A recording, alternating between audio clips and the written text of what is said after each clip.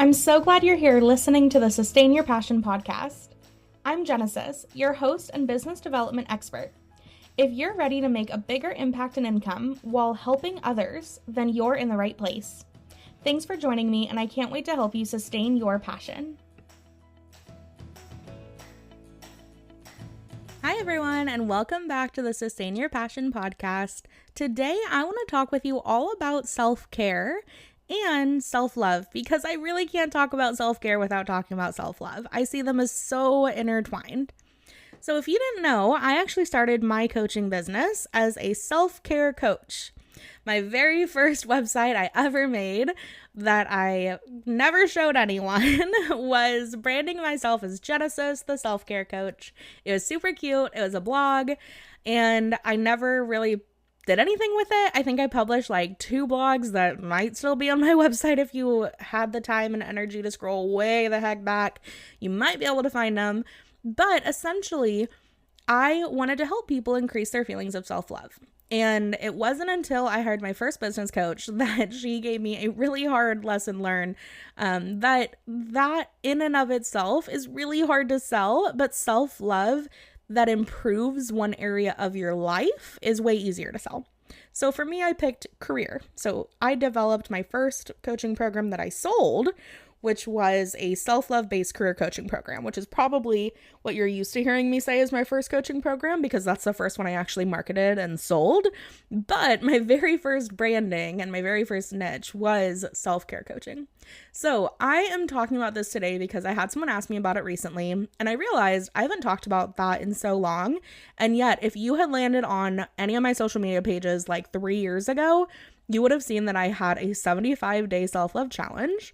I had a sustainable self-care guide that I shared with everyone, and I ran a group with over 1,000 people in it on Facebook that was sustainable self-care for passionate and professional women. So self-care is kind of my jam, but it looks a little different these days. And so the question I was asked was about my daily self-care routine, and I just want to tell you guys about that. So most days, these days, I love waking up without alarms. So I actually don't have an alarm in the morning. I usually wake up just because I slept enough and it's time for me to get out of bed and move my body. So I always try and start with some family cuddles. If any of the puppies are still in bed, I'll snuggle them. If John's still in bed, I'll cuddle him. But I usually try and just kind of wake up slow and then get out of bed, not check my phone until after the bathroom, and then I can check my phone, but, I'm kind of bad about that too. But in general, I don't feel like I have to be super, rigid with my self-care routine, whereas I know that, doesn't fit for other people, so I'm going to describe it as a routine, but it's really not that routine-y, okay? So I get up and I don't do daily cleansers or anything like that. I just learned at my last facial 2 months ago that we're supposed to be scrubbing our faces every day. No one taught me that. I don't know where I missed that lesson, but I don't do that, and I have very clear skin, so whoops. But so I pretty much just get ready. And I don't wear makeup, so I just wash my face and then fix my hair however I want. If it's day 1 or 2 for wash day, I'll just, zhuzh it up a little bit with some product and wear it down. Day 3 and 4, I usually wear half up, and by day 4 or 5, it is definitely in a bun, if I made it that far. Most days I can make it or most weeks, or showers, I guess, I can make it 3 days, and then I'm just too greasy, need a shower, need to wash my hair. But then I am all about yummy smells, so I really like having scented perfume on, so that always makes me feel like I'm ready for my day. I almost always put on earrings before I start a work day. That's another thing that makes me feel okay, it's my work day. It used to be a bra. I don't wear those anymore. And then it became legging pants, and then summer came and I'm I just wear dresses and pajamas now. So I don't even really get dressed every day. I don't do my makeup. I fix my hair enough to feel I could take a video or take a picture, but I don't really do too much of that either. I really just being as naturally me as I can. And so I try to be pretty careful with like what I put on my skin or what I use regularly. But also, I just grew up really poor, and like my mom didn't have a lot of like, I don't know, skincare routine stuff, and I was never really taught about that. So it's just not a big deal for me right now. I'm sure later in life I'm going to regret this, but thus far I don't do a ton of like skincare type self-care things or like hair or makeup or anything like that. But the reason why I said that I can't talk about self-care without talking about self-love is because personally, I think that it is so much harder to practice self-care for yourself, which to me, self-care is the decisions to do things that feel good for you, without self-love, which is the innate belief that you are deserving of good things. Like, to me, that's what loving is like helping people experience good things, and whether it's hard or not is like another question. Okay, I won't get too far into like what it means to love someone, but for self-love, for me, that's actually where I struggle the most. And then self-care tasks become a lot easier for me to do when I actually prioritize self-love habits. So this question was kind of hard for me to answer because I don't do a ton of like self-care things, but I do have self-love habits that I do pretty much every day. They're kind of non-negotiable, and I've been doing these for like 11 years. Some of them. I've been meditating for 11 years. So, okay, what I do, my 3 self-love habits, every day I do these, is first, I meditate for just 2 minutes. And when I say every day I do these, I hope you know that of course I don't mean every day, but I mean like every day I try to do them, which means like 50% of the time I do it. But I have the intention every day to do these things. So first I would meditate, and I do mindfulness meditation. I studied Kristen Neff's self-compassion and loving kindness meditations, and then also the MBSR, mindfulness-based stress reduction method. And personally, the way that I like to practice meditation is similar to the loving kindness meditation I was taught first like 11 years ago, but it's a little bit different because as an ADHDer, if I try to not have thoughts come up, like that is just the worst feeling ever, because then I just feel like I'm like battling my brain, right? Because it's just a fountain of random thoughts. But rather, I take that time to witness my thoughts and just get to know myself. So I view it as an act of self-love to stop and listen to what does my head have to say. Like, if I was falling in love with a new partner, like, I would want to know everything about them, and I would ask them a bunch of questions and give them lots of time to talk. I view self-love as doing that for yourself. So I spend time with myself every day finding out what thoughts are coming up from my internal thought processor and just listen. And sometimes if I'm feeling extra motivated, I'll also try and like acknowledge what it is. So whatever the thought is that comes up, I'll try and categorize it a little bit of like, okay, I'm having a thought about this, or I'm having a thought about that. But otherwise, you know, even if it's not that formal, I just set a couple minute timer and sit and breathe and just try and focus on my breath. And that in and of itself is enough to slow me down, to remind myself that my opinions matter, and that if no one else will, at least I'm gonna listen to my needs and my thoughts and prioritize them. So that is a really good, like, self-affirming, self-love act that I do that benefits me so much. So then the next thing I do is I ask myself, what are 10 things I'm grateful for? And I try to physically write it down, but also if I'm on the move, I'll just kind of think about them. But my goal with this isn't just to like list off a bunch of stuff. It's really to feel into how amazing all 10 things are in my life and how grateful I am for all that those 10 things do for me and my well-being and my lifestyle. So I'm not just going to say, oh, I'm grateful for my dogs. I'm going to say I'm grateful for my dogs because I love waking up to them in the morning and getting to cuddle them. I'm grateful to my husband because he makes my coffee every morning. So I'm going to try and be really specific about what it is in my day and time, like in my life, that the thing I'm grateful for does for me, so that I really remember when it happens next time, like, oh yeah, this is something I'm really grateful for. So that way I feel it more often throughout the day, because I didn't just think about like, oh, I'm thankful for my dogs and my husband, but rather I think about why I'm thankful for them. So that's a little bit of a nuance to how I do my gratitude practice. So that would be the second self-love habit I do every day. Well, most days. And then the third thing is a self-forgiveness practice.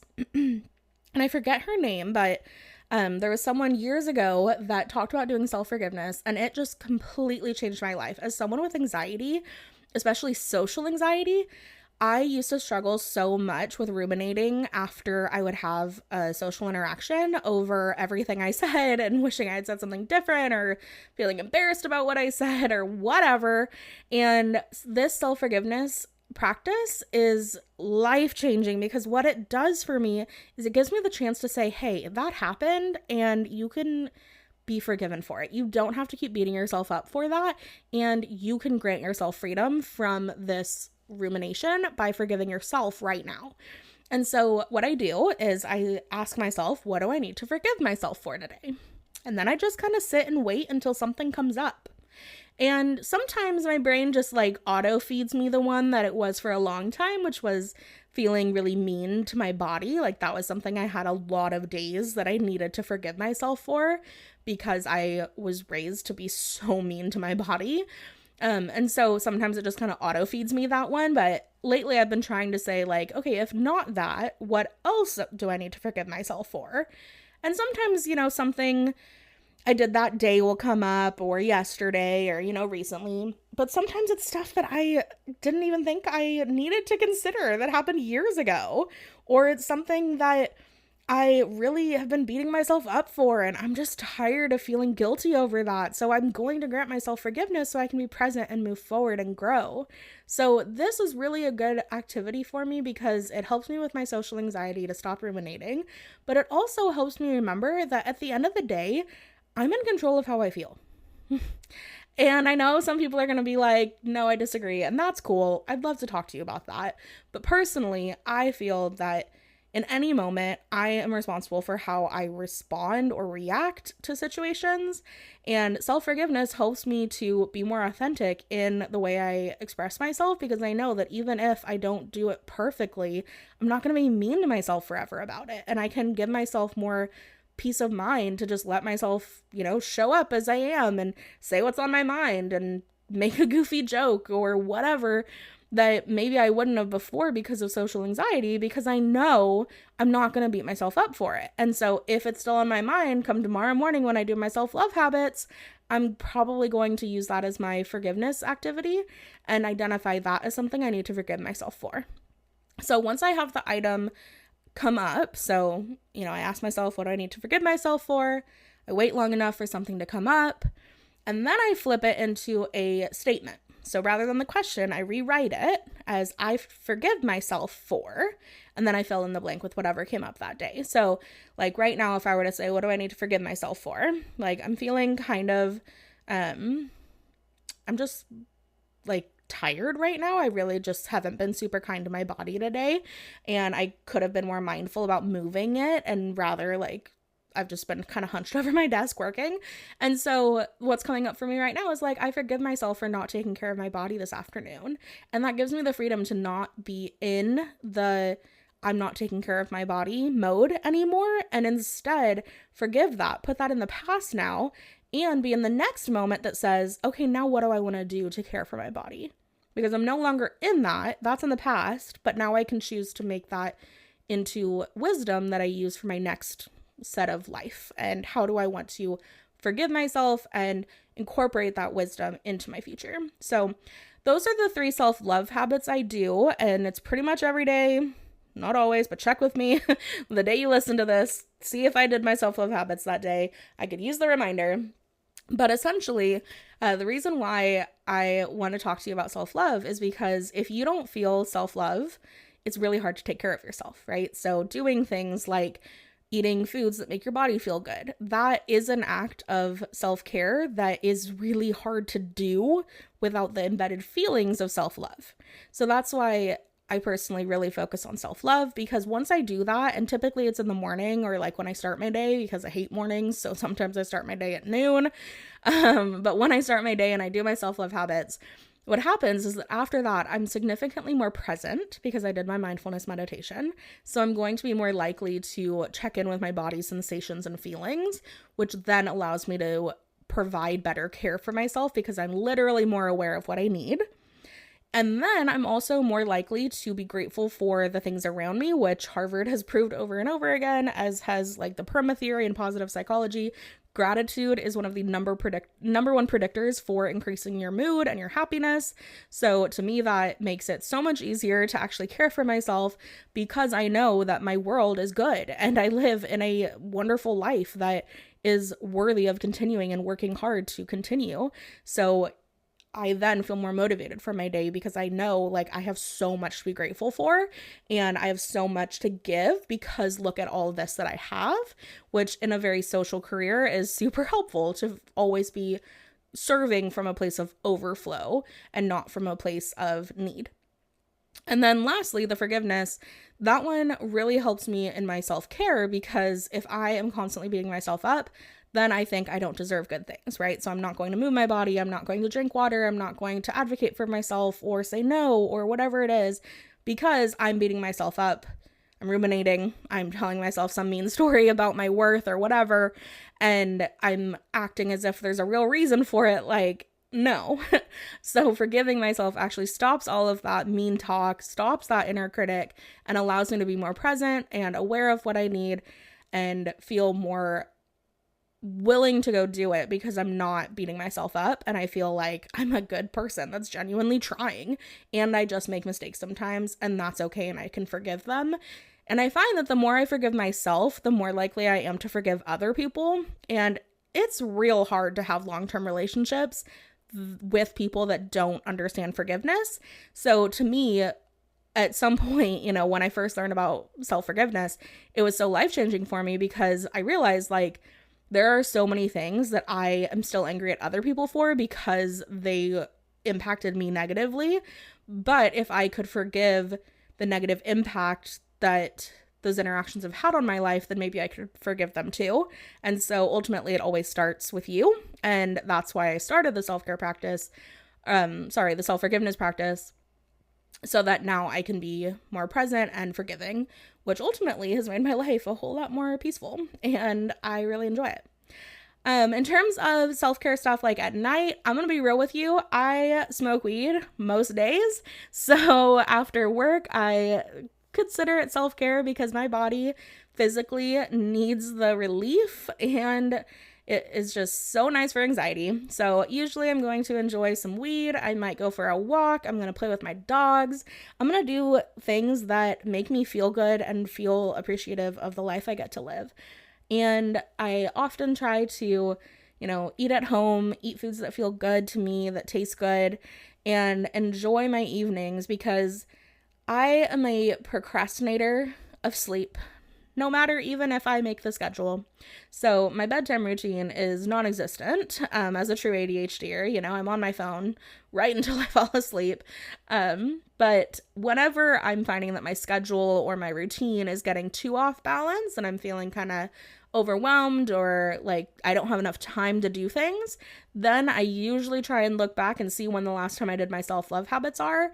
And it's really, really well connected that when I am taking worse care of myself, I have likely not done my self-love habits in a while. So they really go together for me because, like I said, it's a lot harder to care about yourself and do the tasks of self-care if you don't feel worthy of it, because you are struggling with your self-worth, which is a self-love problem, not a self-care problem.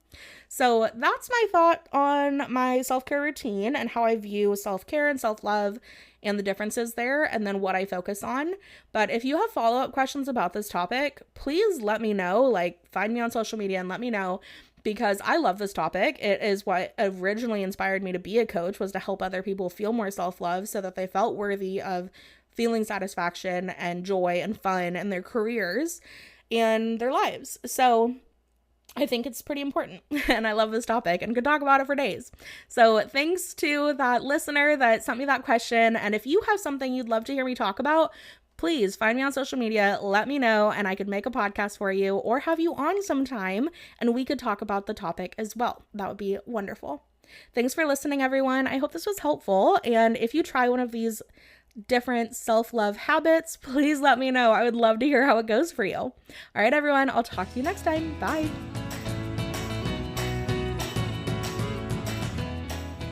Thank you so much for listening to this episode of the Sustain Your Passion podcast. If this episode helped you gain a bit more clarity, courage, or confidence, please share it with your friends on social media or in a text. It would mean the world to me. Thanks in advance for sharing this episode. I hope you have a great week, and I'll talk to you soon.